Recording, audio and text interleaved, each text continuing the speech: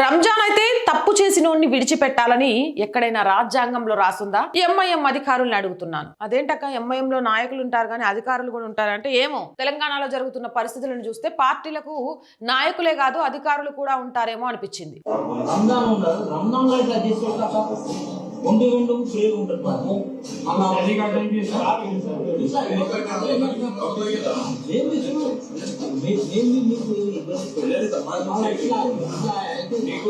ఇప్పుడు దీనికి సమాధానం చెప్పాలా? రంజాన్ అయితే తప్పు చేసిన వదిలిపెట్టాలా? మరి రంజాన్ కాబట్టి తప్పు చేసిన ముస్లింలను వదిలిపెట్టాలి అంటే మరి గదే సంక్రాంతి, దసరా, దీపావళి ఉంటే హిందువులు కూడా ఫైన్లు కట్టకుండా వెళ్ళిపోవచ్చా? అంటే రంజాన్ లో ఫైన్లు కట్టకుండా ముస్లింలను వదిలేసిండ్రు కదా. బండ్లు అర్ధరాత్రి సైలెన్సర్లతో తిరిగినా, మైనర్లు నడిపినా, హెల్మెట్లు లేకపోయినా ఫైన్లు వేయకూడదు. రంజాన్ సార్ వదిలేయమనగానే సార్ సార్ అంటూ వదిలేయాలి.